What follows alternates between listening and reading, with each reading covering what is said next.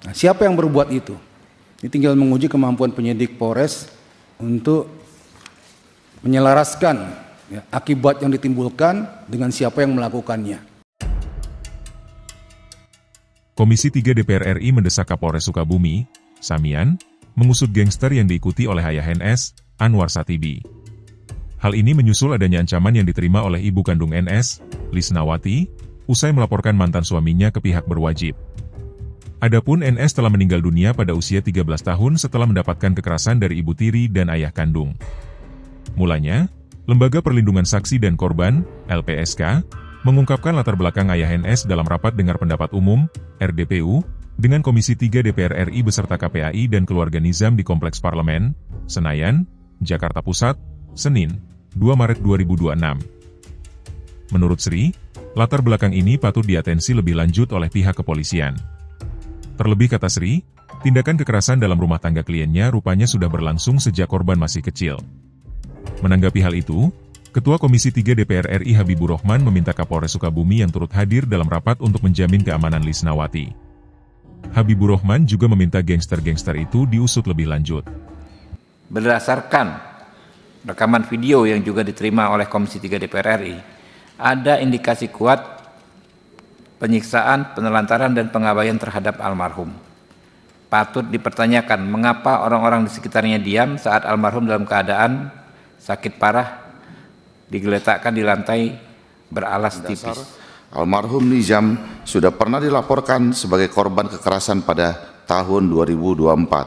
Artinya, sejak saat itu, resiko sudah diketahui. Ketika resiko sudah diketahui, hukum tidak lagi bertanya, apakah ini musibah? Hukum bertanya, apa tindakan perlindungan yang dilakukan?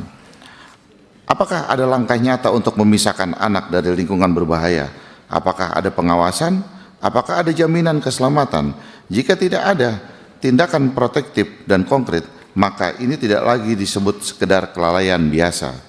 Undang-Undang Perlindungan Anak secara tegas melarang bukan hanya melakukan kekerasan, tapi juga membiarkan anak berada dalam situasi kekerasan. Dalam hukum pidana, pembiaran bukan ruang kosong. Pembiaran adalah perbuatan ketika ada kewajiban hukum untuk bertindak. Ini bisa didalami oleh penyidik Polres. Ya. Juga kita menunggu hasil visum yang menyebabkan luka itu juga dan menyebabkan luka kematian. Ini menjadi juga kunci daripada korban mengalami kekerasan fisik seperti apa. Ya. Kalau sudah jelas bukti-bukti itu, tinggal menyempurnakan saja antara siapa yang berbuat apa, sehingga terjadi kekerasan terhadap anak tersebut. Dari tanggal-tanggal kejadian kelihatan, tanggal 18 ananda kita sakit, kemudian 1 hari setelahnya itu terdapat luka-luka 19-nya ya.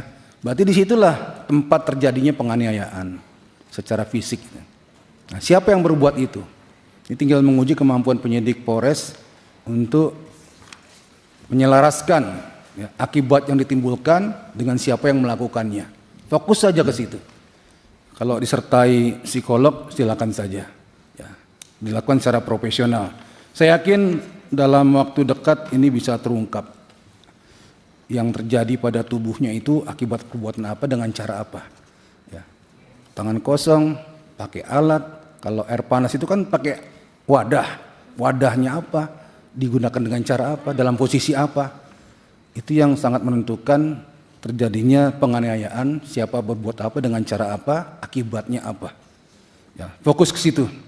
Nah, berkaitan dengan adanya laporan pembiaran terhadap anak, ya, menelantarkan dan sebagainya dalam Undang-Undang Perlindungan Anak, ini waktunya memang panjang, perlu diurut etape-etapenya.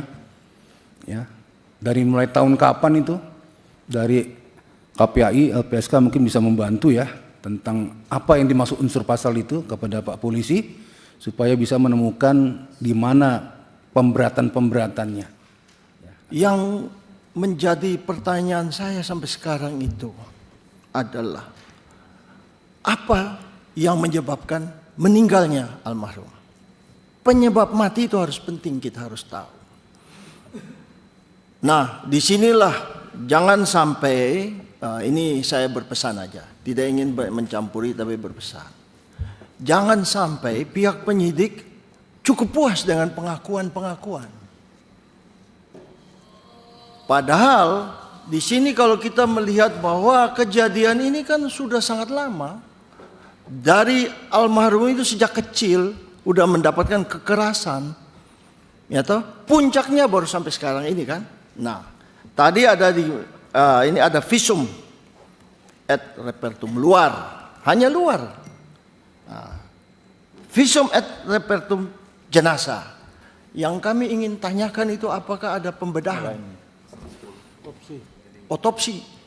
Karena kalau saya melihat keterangan yang ada ini masuk tanggal 19 pada pukul berapa itu? Dan kemudian pada pukul 4 sore kalau nggak salah meninggal. Tanya masih sadar, bisa jawab. Ada yang merekam kan begitu. Pertanyaannya, meninggalnya karena apa? Undang-undang Perlindungan Saksi dan Korban, Pak Kapolres. Ya. Karena tadi katanya ibu almarhum ini dilaporkan ya. Pasal 10 Undang-Undang Perlindungan Saksi dan Korban. Saksi, korban dan saksi pelaku dan atau pelapor tidak dapat dituntut secara hukum, baik pidana maupun perdata, atas kesaksian atau laporan yang akan, sedang atau telah diberikannya, kecuali kesaksian atas laporan tersebut diberikan tidak dengan itikat baik. Saya pikir itu pasal sangat kuat, Pak Kapolres. Tolong dipedomani ya. Jadi kalau ibu ini dilaporkan terkait kesaksian-kesaksiannya,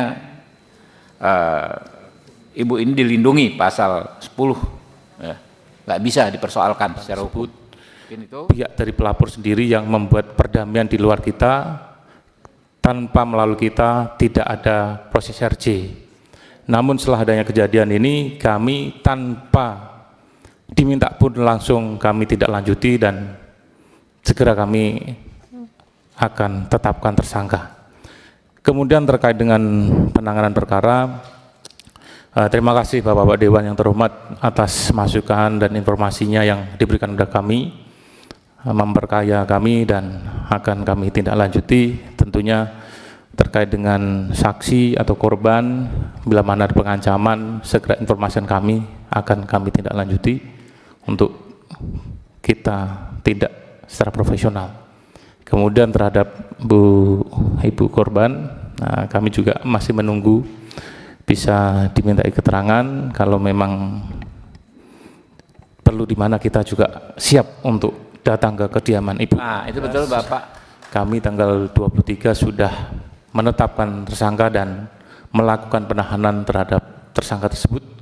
Tentunya ini sebagai komitmen kami, integritas kami untuk memberikan perlindungan dan juga untuk memitigasi agar peristiwa seperti ini tidak terjadi lagi di anak-anak atau kaum rentan lainnya.